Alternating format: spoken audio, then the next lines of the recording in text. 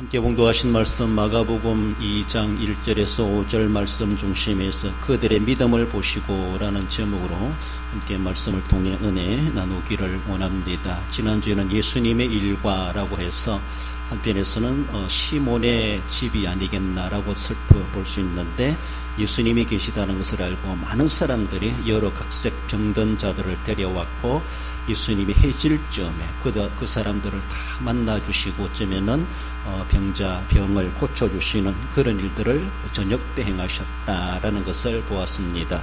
따라가서는 밤을 지새우고 한적한 곳을 향하여 새벽에 주님께서 기도하러 가셨고, 또 다른 마을도 가까운 마을로 전도하러 가자라고 하시면서 그래서 걸어가시면서 찾아다니시면서 가는 곳마다 사람을 만나는 곳마다 어쩌면은 말씀을 선포하시고 가르치시는 그런 사역들을 계속해 가셨다라는 것, 예수님의 일과에 대해서 우리가 함께 살펴보았습니다. 우리도 하루에 눈을 뜨고 또 잠들기까지 또 그 다음 날을 맞이하기까지 동일한 24시간 하루 일과를 보내는 가운데 우리의 각자 삶에 열심히 살아가면서도 예수님이 아버지의 일을 하게 하신 것처럼 우리 일과도 다 하나님의 일이다라고 생각하시며 하나님과 관련시켜 그 일들이 주님이 영광이 되도록, 주님께 영광이 되도록 주님 앞에 그렇게 의미를 부여하고 관련된 마음을 가지고 섬겨갈 때에 하나님이 영광 받으시고 우리에게 또한 그 일이 잘 되게 하시고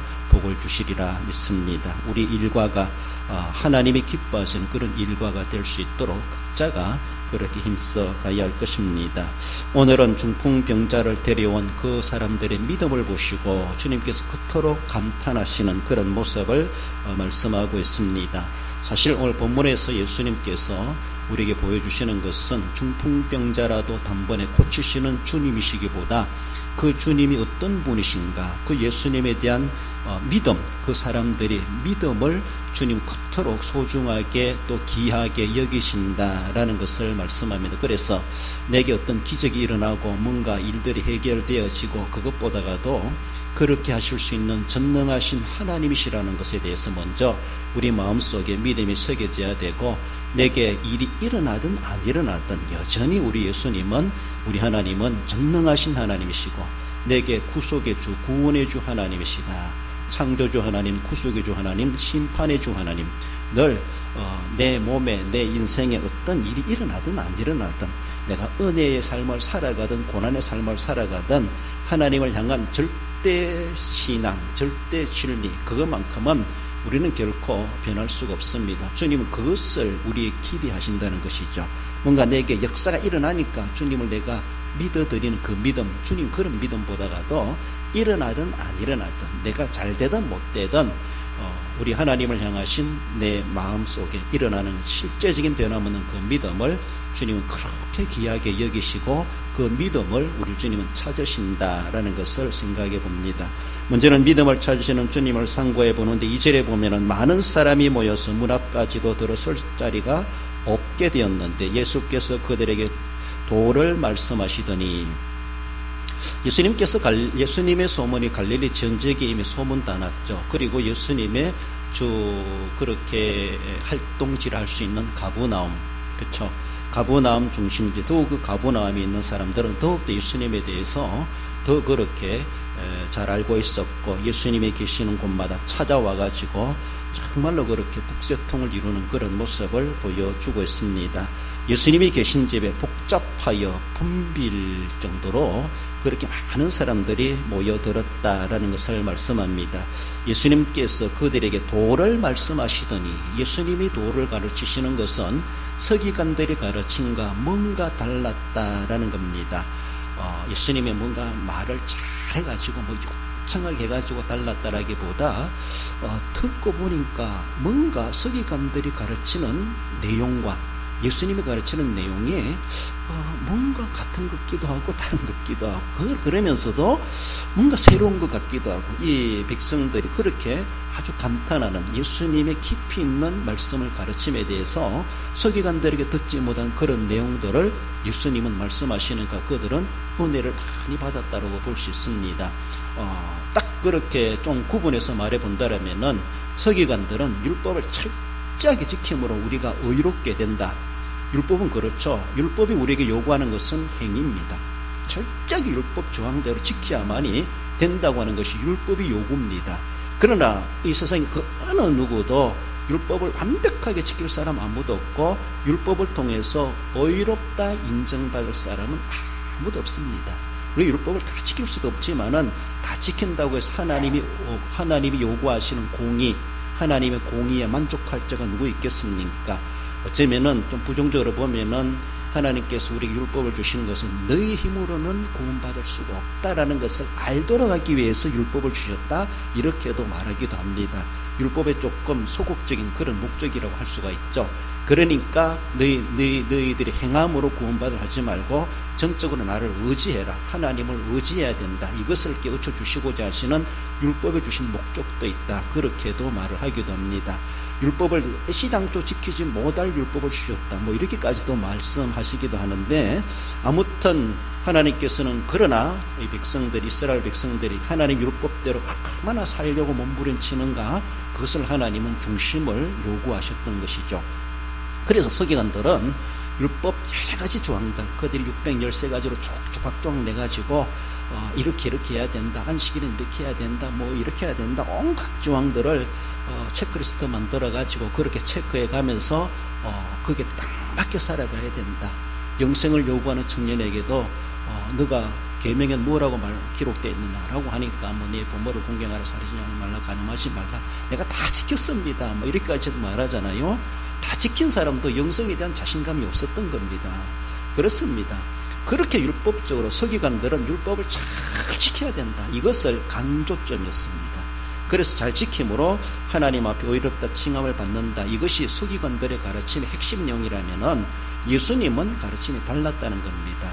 율법을 주신 분이 하나님이실 뿐만 아니라 율법을 지키되, 그러나 율법으로 구원받는 것이 아니라 하나님이 그저 값없이 주시는 선물, 그 은혜로 우리가 의롭게 된다라는 겁니다. 그래서 율법으로 우리가 의롭게 되는 것이 아니라 하나님 우리를 의롭게 주셔야 하나님의 은혜로 말미암아 우리가 의롭게 되기 때문에 전적으로 사람의 노력으로 뭔가 믿으려고 하지 말고 하나님을 전적으로 의지하는 그 자세를 갖도록 주님은 그렇게 가르치셨다는 겁니다. 그러니까 율법보다 더 깊이 들어가셔가지고 백성들에게 예수님은 그렇게 가르치셨습니다. 하나님의 은혜를 알아라, 하나님의 은혜를 느끼라, 하나님의 은혜를 사모해라. 율법으로 구원받는 것이 아니라 하나님의 은혜 주셨을 때에 그 주심의 은혜를 통해서 우리가 하나님의 은혜를 받게 되고 구원에 이르게 되고 이렇게 된다라는 것이 예수님의 가르침이셨다.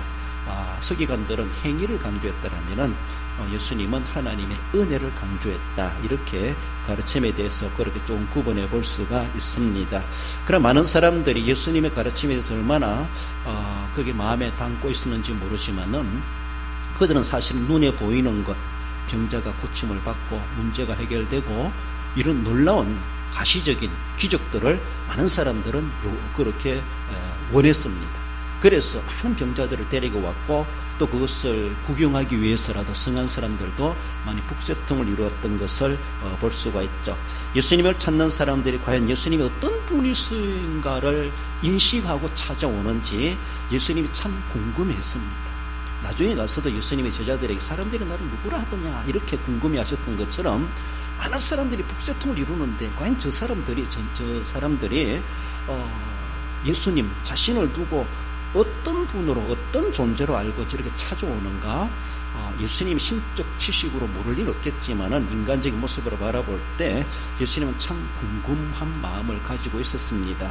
저 사람들이 정말로 무엇을 기대하고 예수님이란 존재를, 예수님을 두고 어떤 분으로 알고 저렇게 찾아오고 북새통을 이루는가? 주님도 궁금해 하셨다라는 겁니다. 그래서 예수님이 한편 원하시는 것은 예수님이 병자도 고치고 기적도 일으키고 놀라운 역사를 일으키지만은 그것을 원하지 말고 그것을 역사하시는 하나님을 그들은 알아가기를 주님은 원하셨던 겁니다. 더 직설적으로 이야기하면 예수님이 하늘에서 오신 메시아다. 예수님이 하나님이시다. 예수님이 아버지의 약속하신 대로 이 땅에 오신 구세주이시다. 예수님이 우리가 믿음의 주, 믿어야 될 대상자이다. 믿음의 주라고 하는 것에 대해서 주님으로 인정하기를, 그래서 그 믿음, 예수님을 주님으로 주로 그들이 인정하고 믿기를, 그 믿음을 주님은 찾고 계셨고 요구하고 계셨다라는 겁니다. 그렇습니다. 하나님께서는 이미 그렇게 보내주시기로 약속하셨습니다. 약속하신 그 약속이 지금 이렇게 성취되고 있다고 하는 것을 그들은 알아야 된다는 것이죠. 율법은 율법대로 잘 지킨다고 하면서도 율법의 마침이 어디까지인지, 율법의 완성이 어디까지인지, 율법이 누구를 통해서 이렇게 성취되고 완성되는 것인지, 사람들은 율법 따로 예수님 따로 이렇게 놓고 율법을 지키면서도 예수님 앞에 따라다니고 이런 모습. 그래서 율법이라고 하는 것이 예수님으로 말미암아 이제는 완결되고 있다라는 것을 구속의 점진성에 대해서, 이제는 구속사의 변천에 대해서, 변화에 대해서 그들이 감지를 해야 되는데 제대로 그것을 감지하지 못하고 깨닫지를 못하고 있는 사람들이 아닌가라고 하는 것을 볼 수 있습니다. 예수님의 마음에는 지금 이렇게 변화되고 있다고 하는 것을 이 백성들이 깨닫기를 원하셨다는 것이죠. 그리고 예수님을 향하여 믿음의 주가 되신다는 것에 대해서 그 믿음을 주님은 찾고 계셨다라는 겁니다. 논리적으로 웅변적 있게, 학문성 있게, 정말로 유창하게 달변가답게 말을 잘해서 그 말을 믿어주는 것이 아니죠. 우리가 정말로 말 잘하면 얼마나 좋겠습니까? 가서 복음을 전할 때도 상대방이 막 말문을 막을 정도로 막 말 못할 정도로 우리가 유창하게 막 끝없이 막 30분, 1시간 말을 막 읊어놓으면은 놀랄 겁니다. 우리가 말 잘한다고 그들이 우리 말을 믿어주고 예수님 믿겠습니까? 성령의 역사는 우리의 입을 통해서도 사용하시겠지만은 그 지식만이 아니라 우리가 서투르게 전한다 할지라도 복음의 핵심, 그 진리가 선포되었을 때 그 진리의 말씀은 생명력이 있기 때문에 그 한 영혼을 꼬꾸라뜨리고 한 영혼을 주님께로 인도하게 하시는 것은 성령이 그 말씀을 가지고 사용하시는 겁니다. 우리의 언변을 가지고 사용한다기보다 우리의 입을 통해서 나오는 잘하는 말이든 유창하는 말이든 서툴게 하는 말이든 진리가 선포되었을 때 그 진리를 성령은 사용하시는 것이죠. 그렇습니다. 그러므로 예수님이 뭔가 요청하게 말을 잘해가지고 사람들이 예수님의 가르침에 감탄하는 것이라기보다 예수님의 가르침 뭔가 달랐다는 것은 알았는데 다르다는 것을 이 백성들이 느끼는 것을 주님도 감지하셨을 겁니다. 그러나 한 걸음 더 나아가서 주님은 과연 저들이 그 말씀을 들으면서 남는 것이 무엇인가? 그것은 주님이 요구하시는 것은 믿음이었습니다. 믿음. 여러분들, 우리가 설교를 들으면서도 그저 목사님 설교 잘한다, 뭐 내용 좋다 이게 보다가는 그 말씀 속에 주님이 우리에게 주시고자 하시는 무엇을 깨우쳐 주시고 믿게 하시는 거기에 대해 믿음이 생겨나야 돼요. 믿음이 더 북돋아져야 되고 또 믿음이 새로워져야 되고 주님 앞 새롭게 결단되어지는 그런 말씀의 결론, 말씀의 핵심, 자기가 건지는 것이 있어야 됩니다. 주님께서 말씀을 쭉 전하고 도를 전하셨을 때에 그 사람들이 그 말씀을 듣고 예수님이 어떤 분인가를 믿어지게 되는 것, 그 믿음을 갖기를 주님은 원하셨습니다. 그러니까 귀신들이 예수님을 알아보니까 귀신들을 잠잠케 했잖아요. 귀신한테 가르침을 받아가지고 사람들이 알기를 원하지 않으셨습니다. 예수님의 설교, 예수님의 가르침을 듣고 사람들이 예수님을 알아보기를 원했어요. 그렇게 믿음의 주라고 하는 것을 알아볼 수 있도록 주님은 그걸 원하셨습니다. 어떤 사람은 정치로 가니까 점쟁이가 너 예수 믿어야 전도한다. 점쟁이가 전도해가지고 교회 오는 사람들이 있다 이렇게 말하는데 주님은 그것도 하나의 방편이기도 하겠지만은 귀신들이 예수님을 알아보고 막 벌벌 떠는 거 보며 귀신 때문에 예수님을 알아보는 것을 주님은 원하지 않으셨습니다. 그 통로가 주님은 원하지 않는 것이죠.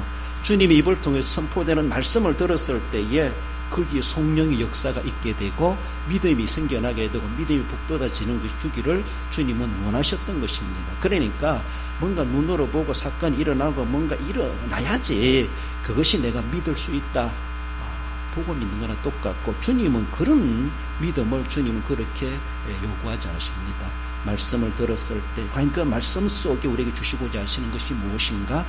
믿음이 생겨나고 들음으로 믿음이 생깁니다. 그러니까 들으면서도 믿음이 안 생겨나고 믿음이 북돋아지지 못한다면은 우리가 쉬운 말로 거저 왔다 거저 갔고 뒷바꾸라면 듣고 아무것도 마음속에 남는 것이 없는 믿음의 영향력이 되지 못하는 말씀이라면은 설교자가 설교를 잘못했든지 듣는 사람들이 잘 안 들었든지 둘 중에 하나일 수밖에 없다라고도 말을 할 수가 있습니다.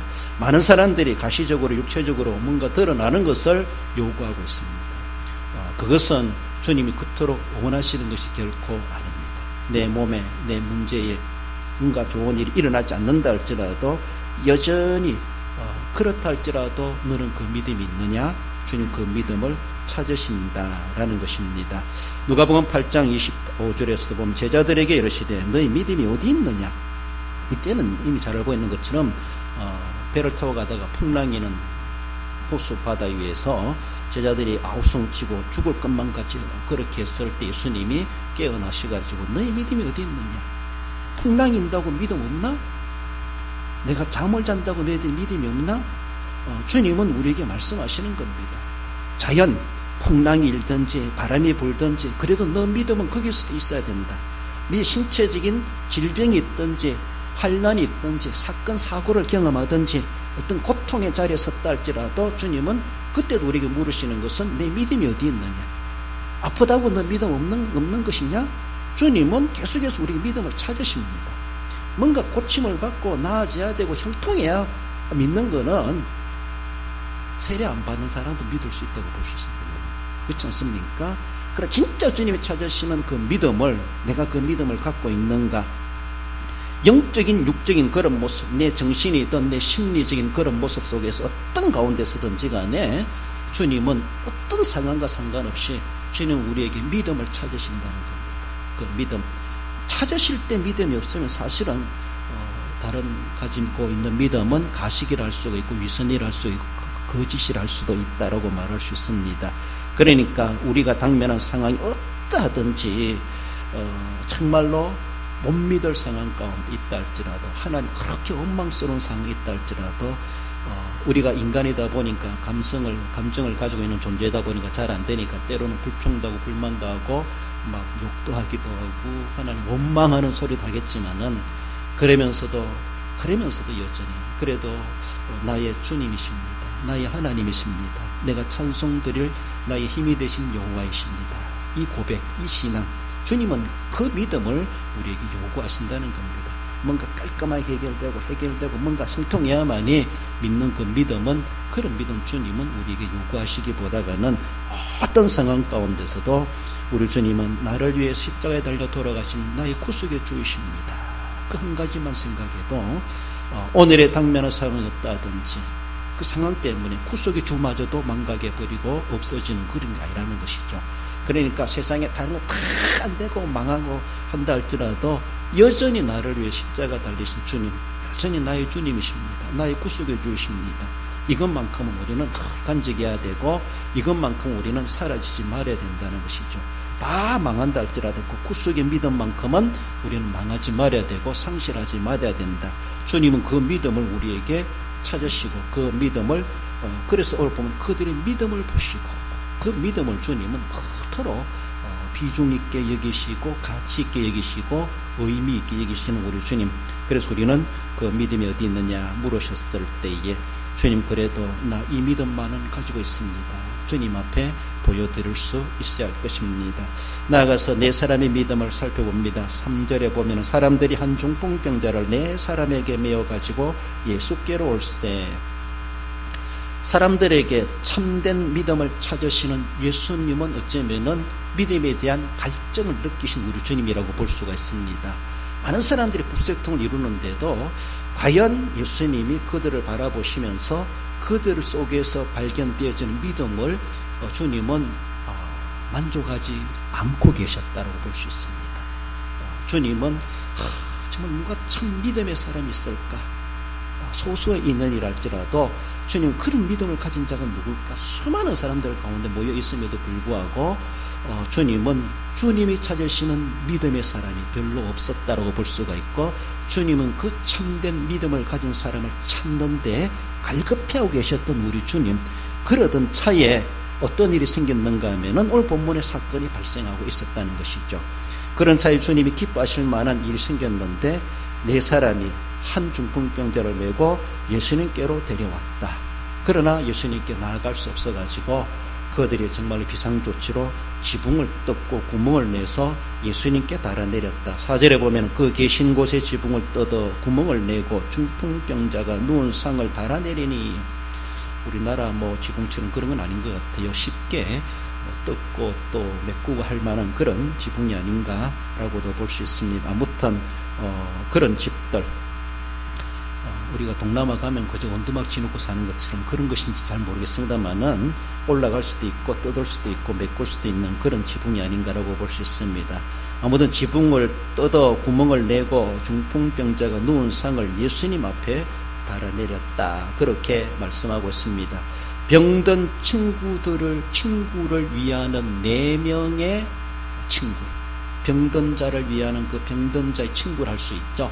그 4명의 친구를 위한 사랑, 그리고 4명이 동일하게 그 예수님은 고치실 수 있다. 예수님을 향한 믿음, 친구를 위하는 사랑, 4명이 똑같은 마음 공감했죠. 이 참 친구를 우리 친구를 우리가 합력해서 예수님께 데려가자. 친구를 위하는 4명의 사랑, 그리고 예수님을 향한 4명의 믿음, 그들이 친구를 위한 사랑과 예수님을 향한 믿음이 4명이 다 똑같았다. 이렇게도 말을 할 수가 있습니다. 그래서 호흡을 맞춰가지고 메고 왔고, 호흡을 맞춰가지고 지금 뜯고 달아내리기까지 했던 그런 모습. 5절에 보면은 예수께서 그들의 믿음을 보시고 중풍병자에게 이르시되 작은 자야 내 제사함을 받았느니라. 예수님께서 거두절미하고 확 뛰어넘습니다.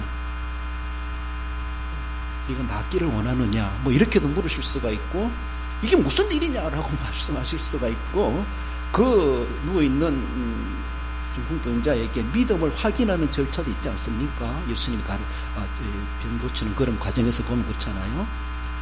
눈에 흙을 발라가지고 실로암 못에 가서 씻으라. 나환 자들에게는 제사장에 가서 보여라.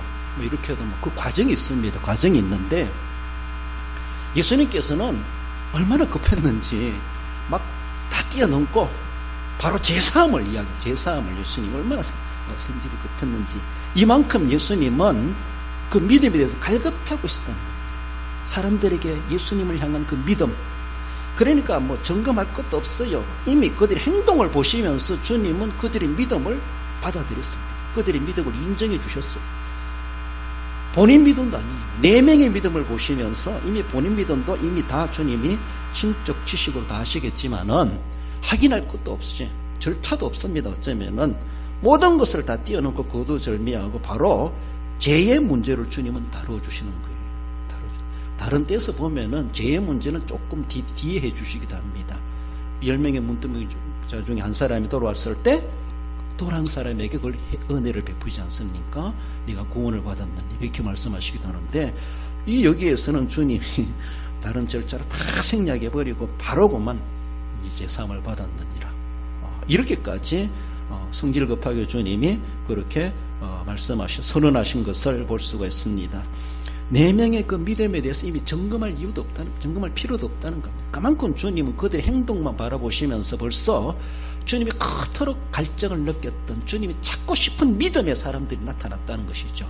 얼마나 주님이 감격스러워했는지. 사람들은 예수님을 보면서 감격스러웠는지 모르지만 예수님은 그 4명의 믿음을 보면서, 4명의 사람을 보면서 주님은 스스로 얼마나 감탄스러웠겠는가. 얼마나, 다 표현은 성경은 다 말해주고 있지 않지만은 주님이 그토록 찾고 싶었던 그 믿음, 수많은 사람들이 있었음에도 불구하고 주님의 눈에 마음이 안 들었는데, 그러나 4명을 바라보시면서 주님은 정말로 곧바로고만 결론적인 이야기를 말씀하시는 것을 볼 수가 있습니다. 예수님께서 우리 뒤함께 오셔가지고도 보자 할 것도 없이 너희들은 합격이다, 볼 것도 없다 이렇게 하신다면 얼마나 좋을까요? 한번 봐야 되겠다. 아래 위로 보고 뒤로 보고 거꾸로 보고 막 뒤쳐보고 속에도 보고 왼쪽도 보고 옆에도 보고 보신다면은 주님이 얼마나 의심스러운 그렇게 다 살피려고 하시겠습니까? 안 살펴도 이미 지금까지 행동해온 것만 봐도 내가 다 믿어줄 수 있다 이렇게 하시면 얼마나 좋겠습니까? 그렇지 않습니까? 우리 주님 앞에 갔을 때 한 장 한 장 넘겨가면서 심판받는 것이 아니라 그걸 끄덕딱 하면 주님이 그만 다 덮어버리고 그만 주님께서 이미 내가 너 다 한다. 그래서 통과. 막 이렇게 하면 얼마나 좋겠습니까? 주님이 얼렁뚱땅 하시는 주님이 아니시죠. 그렇죠? 근데 우리 주님 오늘 본문에서는 얼렁뚱땅 하는 것처럼 막 한꺼번에 그만 한마디로 끝까지 그만 가셨던 것을 볼 수 있습니다. 주님이 얼마나 그 믿음을 갈급히 하셨던가. 주님도 찾으시는 그 믿음의 사람들이 나타났다라는 것. 우리가 참 이런 믿음의 사람이 되면 얼마나 좋겠습니까? 주님 앞에 그렇게 인정받을 수 있다라면 살펴볼 거 없다. 이렇게 주님이 말씀하실 만큼 믿음을 찾기 어려운 환경에서도 그 믿음을 주님은 만나보셨을 때 정말 보배롭게 여겼던, 보배와도 같은 그런 존재의 사람들이었다라는 겁니다. 지금 당면한 것, 정말 우리에게 풍랑이 있고 광야 같은 그런 사막과도 같은, 더 나아가서는 앞길이 안 보이고 깜깜한 흑암과도 같은 칠흑의 밤처럼 질병과 더 나아가서는 밑도 끝도 없이 계속되고 있는 코로나. 오늘은 확진자가 몇천 명이 된다는 말도 나오는데 일요일에 생명의 위험을 위협하게 하고 위기, 정말로 들려오는 소문들이 별로 좋은 소문이 아니고 주일날 향기란 말도 했는데 향내보다 구린내가 더 나는 이 세상을 바라보며 절망스럽고 자포자기할 만하고 고통과 인생의 막장과도 같은 상황까지 우리가 놓여 있다 할지라도 주님은 너 그렇다고 해서 믿음이 없냐? 그 자리에서도 주님은 우리를 향해서 믿음을 찾으십니다. 그렇습니다. 많은 사람이 있다고 주님이 좋아하신 것이 아닙니다. 달랑 4명이라 할지라도 4명의 믿음을 보시면서 주님이 그토록 절차도 무시해버리고 주님이 그저 제사함을 받았느니라 이렇게 선포하시는 것처럼 주님이 얼마나 그렇게 우리를 향하신 믿음을 소중하게 계시고 믿음을 갈급히 하고 계시는가. 주님도 믿음을 그렇게 갈급히 하신다는 것을 기억해 볼 때 믿음을 가져야 될 우리들 얼마나 믿음을 소중하게 여기고 있는가, 믿음을 잘 지켜가고 있는가, 우리 자신들을 생각해 봐야 됩니다. 아버지 하나님께서는 예수님까지 희생시켜 주시기까지 하시면서 우리에게 그 구원의 믿음을 주셨습니다. 그저 그렇게 기분 좋을 때만 가지라는 믿음이 아니라 모든 것을 걸고라도 그 믿음은 바꿀 수가 없는 그 믿음을 우리 아버지께서 우리에게 주셨다는 겁니다. 그러므로 어떤 상황 가운데서도 그 믿음만 우리는 고이고이 간직하며, 그래서라도 주님 앞에 인정받을 때 주님은 이 모든 것을 구하지 않은 것까지라도 도와해 주시는 멋지신 우리 하나님이심을 기억하십시다. 우리 히브리서 12장 2절 3절 읽어봅시다. 믿음의 주요, 믿음의 주요 또 온정하게 하시는 인 예수를 바라보자. 너희가 피곤하여 낙심하지 않기 위하여 죄인들이 같이 자기에게 거역한 일을 참으신 일을 생각하라. 아멘.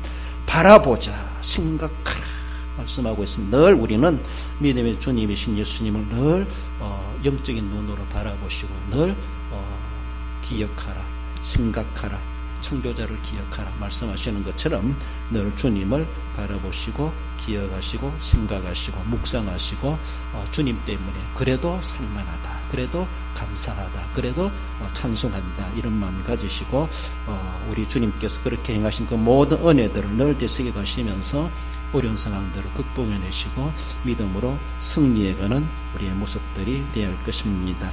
결론적으로 읽어봅시다. 예수님의 사역을 통해 사람들이 바른 믿음 갖기를 원하심 같이 신앙생활을 통해 주님이 찾으시는 믿음을 가짐으로 그 믿음대로 되게 하시는 하나님의 능력을 경험하는 성도가 됩니다.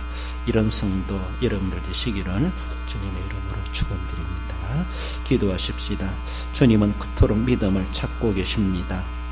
그저 기적적인 믿음, 역사적인 믿음, 자기 위주 믿음이 아니라 우리 아버지께 주신 그 믿음 그대로 어떤 가운데서도 변질되지 않고 변하지 않고 사라지지 않고 그 무엇과도 바꿀 수 없는 최고의 보배로운 믿음이라는 것을 알고 그래도 난 이 믿음을 지켜간다. 그 믿음을 주님이 요구하시는 것처럼 주님 그토록 믿음에 갈급히 하시는 주님 앞에 내 믿음을 보시고서라도 주님께서 기뻐하시기를 원합니다. 그 믿음 내게도 주시고 그 믿음 잘 간직하게 하시고 그 믿음으로 우리 주님을 기쁘시게 즐겁게 드릴 수 있는 내 삶이 되게 하옵소서. 결단하는 마음으로 주신 말씀 기억하며 우리 함께 기도하십시다. 고마우신 우리 하나님 아버지 은혜를 감사드립니다. 이제도 우리를 사랑하시고 인도하신 하나님, 그들의 믿음을 보시고 제사함을 받았느니라 이미 말씀하신 주님, 우리 주님 그토록 믿음을 찾으시는 우리 주님의 그 마음을 헤아리기를 원합니다. 사람들은 기적을 원하고 눈에 보여주는 것을 원하고 자기 손에 잡혀지고 자기에게 유익이 생기는 것을 원하지만 과연 주님이 무엇을 찾고 계시는가를 우리가 잊어버릴 때가 많습니다. 하나님 아버지, 내 만족이 아니라 우리 주님이 그토록 찾고 싶어하는 주님의 기쁨을 위해서, 주님의 만족을 위해서 내가 하나님이 찾으시는 그 믿음의 사람 되길 원합니다.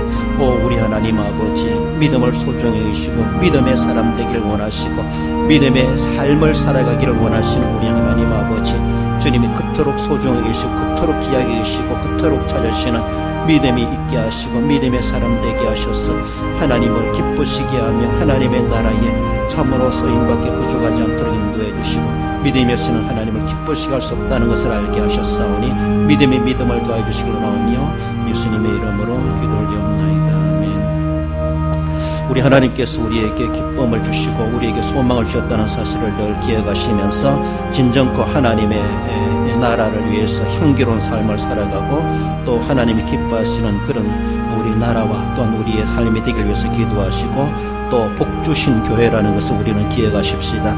이삭이 야곱에게 축복했던 것처럼 그렇습니다. 하나님이 복주신 밭의 향치로다라고 말하는 것처럼 우리 하나님이 찾으시는 그 향기로운 삶을 우리가 풍겨내고 하나님이 기뻐하시는 이 세상을 리드해 갈 수 있는 우리 교회 되기를 원하고 성도 되기를 원하고 주일날 주었던 말씀을 기억하며 우리 함께 기도하십시다. 고마우신 우리 하나님 아버지, 복주신 하나님의 교회임을 믿습니다. 우리 하나님 아버지, 복을 이미 선언하신 바대로 주님께서 복의 향취를 주신 바대로 우리의 모든 삶이 향기를 바라는 삶을 살아가게 하시고 진정코 복 주신 바대로 참으로 복을 끼쳐가는 삶을 살아가게 하시고 많은 영혼들을 주님께로 인도해내게 하시고 가는 곳곳마다 하나님께서 복 주심을 약속하신 바대로 그 복에 근원된 사명을 감당하는 주님의 교회와 성도들 되게 하여 주시기를 원합니다. 베데스다 연못을 찾으신 우리 주님, 38년 된 병자를 고쳐주시고 하나님 그것을 들고 일어나 걸어가라 명하셔서 고쳐주신 우리 주님, 연못만 바라보고 살아간 인생이 되지 말게 하시고 진정코 바라보아야 될 진정한 베데스다 연못 되신 예수님을 바라보게 하시고 자비하신 주님을 의지하며 주님께 우리 인생을 걸고 살아가게 하심으로 그러므로 어떤 가운데서도 승리함이 이겨내며 살아가게 하시고 하나님 질과 어려움 당한 곳에서도 낙심하지 아니하고 오늘도 자비하신 우리 주님을 의지함으로 하나님 아버지 나음을 입고 승리하는 삶을 살아가는 우리 모든 성도들 되게 하여 주시기를 원합니다. 하나님 아버지 진정코 주님의 교회가 비전 있는 교회가 되게 하시고 축복의 근원으로서의 사명을 감당하고 많은 사람들을 치유케 하고 많은 사람들을 안식케 하고 쉼을 주고 안심을 줄 수 있는 주님의 교회로 세워져 갈 수 있도록 역사하시고 성도로서의 사명도 신실히 삶 현장에서 감당해 갈 수 있도록 능력으로 권능으로 역사하시고 인도하여 주시길 원하오며 거룩하신 예수님의 이름으로 감사하며 기도 올리옵나이다. 우리 교회 선교 10분의 선교사님들을 위해서 선교 사역자를 위해서 또 우리 자녀들의 학업과 진학과 진로와 저희들의 결혼과 취업과 장래를 위해서 질고를 어름당하는 성도들, 연로하신 어르신들을 위해서 또 우리가 우리 전도 대상자 이웃 주민 보고마를 위해서 또 명절을 맞이해서 오가는 이 어린이들, 우리 대학의 출신자들 모든 권속들을 위해서 기도해 주시고 구역과 각 기관들 부서를 위해서 나라와 민족과 전체적인 모습에서 우리 함께 기도하십시다. 고마우신 우리 하나님 은혜를 감사드립니다. 하나님 아버지, 우리가 적어나마 주님의 나라 확장을 위해서 선교 협력하게 하신 하나님, 10분의 선교사님들 각 나라에 흩어져 귀한 사역을 감당할 때에 어려운 환경 가운데 안전하게 하시고 하나님의 교회들이 설립되고 개척되고 세워지고 많은 영혼들을 주님께로 구원되게 하시고 주님의 나라 확장해 가게 하시고 활발하게 선교 열매를 맺어갈 수 있도록 우리 하나님 도와주시고 위기와 어려운 가운데 안전하게 하시고 지켜주시길 원합니다. 조금도 어려움 당하지 않도록 우리 하나님 머리털 하나 상하지 않도록 지켜 돌봐 주옵소서. 우리 하나님이 기뻐하시는 사역자들이 되게 해 주시길 원합니다. 우리가 전도한 이웃주민들, 우리의 전도 대항자들이 있습니다. 하나님 저희들을 기억하시고 한 영혼을 주님께 기필코 돌아오게 하시고 구원받은 자가 꼬리를 물고 일어나게 하시고 이 빈자리가 채워지게 해주시옵소서. 하나님 아버지 결단코 구원하여 주시기를 원합니다. 하나님 아버지 우리 자녀들의 장래와 뜰과 학과 저희들의 길을 열어주시고 하고자 하는 모든 계획이 선하고 아름답게 이루어지게 하옵소서. 성도들을 강건케 하시고 연로하신 어르신들을 위로해 주시고 정신을 맑게 하옵소서. 출타객지 사방의 현장의 근속들을 기억하시고 명절에 안전하게 해주시고 우리 대한민국을 불쌍히 해주시고 어려운 가운데 해야 될 모든 일들을 하나님의 뜻이 이루어지는 일이 되게 하시고 하나님의 선하신 뜻을 잘 분별해가는 이 귀한 백성들 되게 해 주옵소서. 강구해야 될 모든 상들을 아시오니 주님께서 긍휼함을 베풀어 주시기를 원하오며 예수님의 이름으로 감사하며